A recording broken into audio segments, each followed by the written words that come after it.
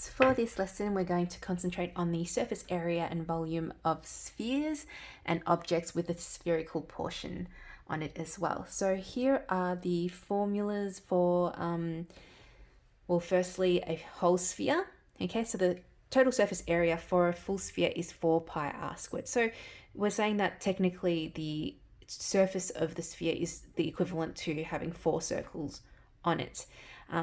And the volume's given over here for a full circle. Now, if you want the volume for a half circle, you just divide this volume by 2. If you want the total surface area for a hemisphere, however, it's going to be 3 if you are including this portion, this circular base. So if we're only, say for example, if this was an open bowl, okay, so this bowl is upside down, and we only wanted the surface area of the bowl, then it would actually be 2 pi r squared.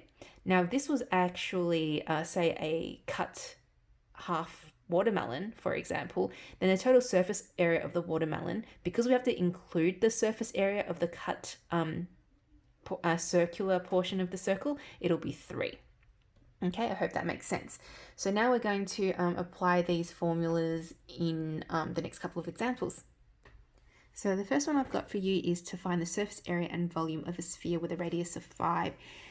The radius of 5, let's say it's centimeters, correct to 2 decimal places. So surface area, so total surface area is given by 4 pi r squared. So all we have to do for surface area of a sphere is plug in the radius. So 4 times pi times radius, which is 5 squared. So that's going to give us 100 pi centimeter cubed. And if we want an approximate figure, it'll be approximately 314.2 centimeter cube if you want it in a decimal answer. Oh, actually, it is to 2 decimal places. So 2 decimal places, which means this will have to be 1/6. So that's surface area. Now, as for volume, volume is given by 4 pi r cubed divided by 3. And all we're doing here is we're replacing the r with the value of r that we've got. So it's going to be 4 times pi times 5 cubed divide by 3, and we just plug it into the calculator here. So 4 times pi times 5 cubed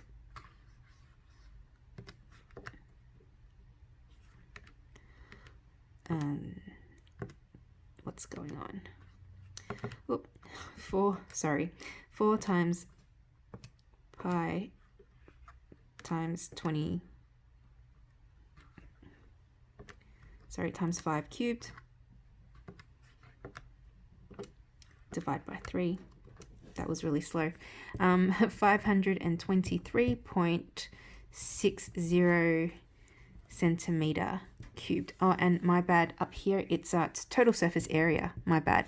So it's going to be centimeter squared.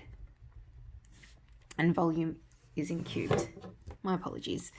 The next one, find the radius of a sphere with a volume of 6 meter cubed, correct to 2 decimal places. So we're working backwards now.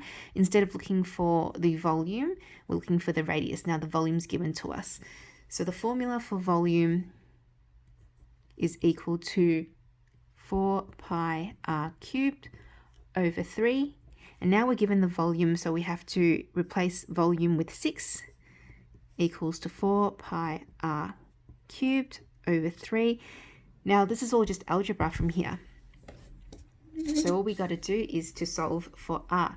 So we multiply both sides by 3. That's going to give us 4 pi r cubed is equal to 18.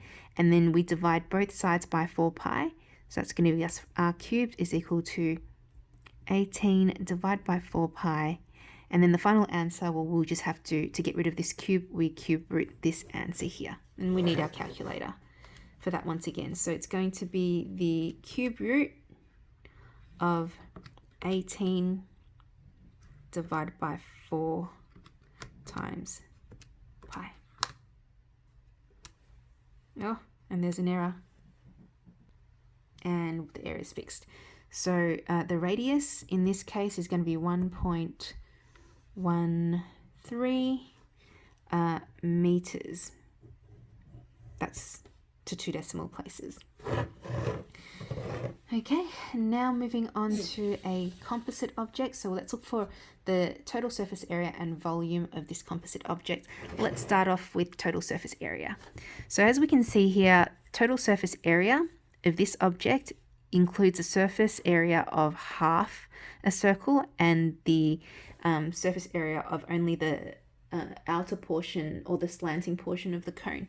So for the half circle, total surface area is 4 pi r squared, so half of that would just be 2 pi r squared because we've only got half a circle. Then we're going to add the total surface, the surface area of a cone. Now remember that the surface area of a cone, so I'll just write it up here, the surface area of a cone is equal to pi rs plus pi r squared. Now because we only want the slanted surface, we don't actually have the round circular bottom, we don't need this part of the formula because that represents the circular bottom. So all we need to do is put in pi rs here. Now 2 pi r squared is going to be 2 times pi, and radius in this case looks to be 3 times 3 squared. Now we know it's 3 because the whole thing is 10, and from there to there is 7, so we're left with 3. And remember, from the center of circle to any edge of the circle is its radius. So that's for the half a sphere. Then we're going to add pi times radius, which is once again 3 times s. So we're talking about the slant for this. So to work out what the slant is, we have to apply a little bit of Pythagoras. So the slant, this is 3, that's 7. And if we do a little bit of calculation to work out this slant height, we'll use Pythagoras, a, b, c. And remember, a squared plus b squared equals to c squared, or really the c is equal to the square root of a squared plus b squared. So in this case, it's going to be 9 plus 49. So it's going to be the square root of 58. That's going to be our c. So multiplied by the square root of 58, or the c as in this. C as in S, S as the slant. So if we work out both of those parts and add them together, we'd find the total surface area of our object, and we just use a calculator for that one. Without boring you, the answer comes to 128.33 centimeter, and it's surface area, so it's squared. Okay. Now as for volume, volume's a little bit easier. We know that we've got the volume of half a sphere and the volume of a cone. That doesn't change. So half a sphere, the volume for half a sphere, for a whole sphere is 4 pi r squared divided by 3. So we're going to have to divide this by 2 to get half a sphere, plus the volume of a cone. And the volume of a cone is pi r squared times the height of the cone divided by 3. So all it is we're filling this formula. So it equals to 4 times pi times r, in this case is 3 squared, divide by 3, divide by 2, plus pi times r, which is 3 squared times the height of the cone, which is 7, divide by 3. And we just add them together.